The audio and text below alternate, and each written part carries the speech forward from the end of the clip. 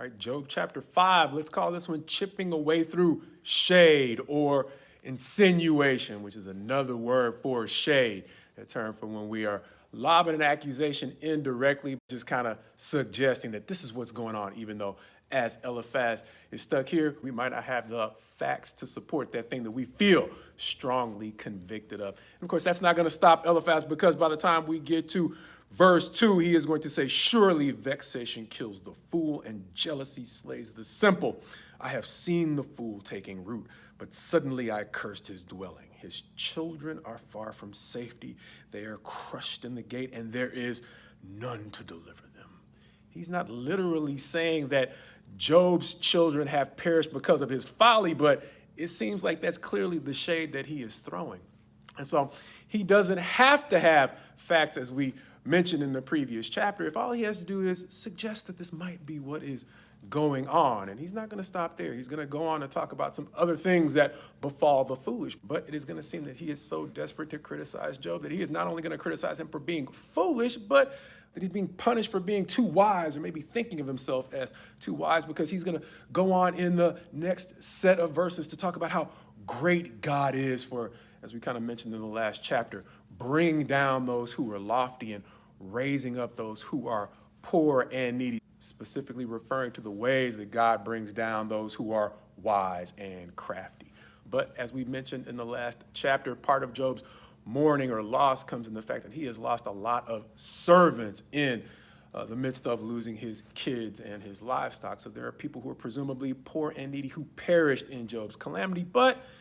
Eliphaz is fixated to the point where he doesn't seem to be connecting the dots in his own apparent contradiction, which doesn't matter, because ultimately he is going to offer Job a word of encouragement in the last set of verses in the chapter, where he's going to say something that really comes from an accurate application of biblical wisdom, where verse 17 is going to read, behold, blessed is the one whom God reproves, therefore despise not the discipline of the Almighty.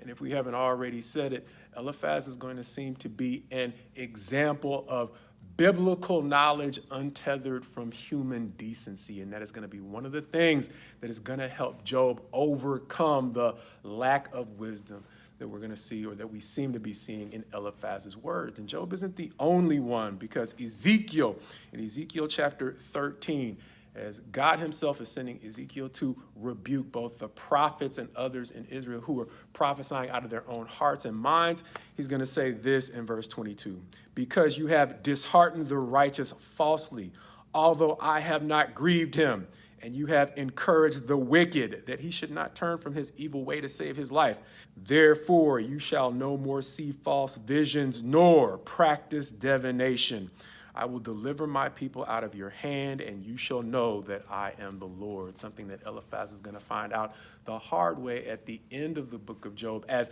God comes down to rebuke Eliphaz and the two friends, not Job. Understanding that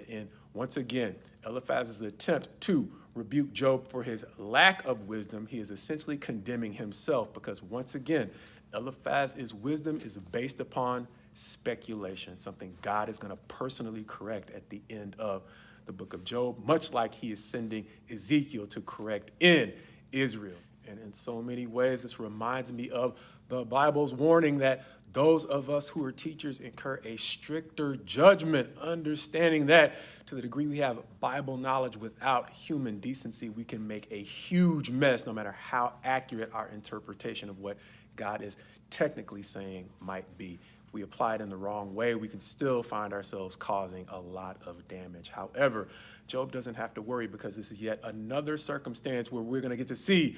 this man's lack of character help prove Job's strength of character, when Job is going to identify that this man is spouting godly principles without genuine kindness, or as we mentioned before, human decency. The problem is Job is going to correctly discern the error that he's made, but Eliphaz is going to have left Job in the position where, in defending himself against the shade or the allegations, Job is now going to be tempted to overreact and go too far in defending himself. A problem that is going to manifest itself the more Job's friends pick at him in his moment of distress.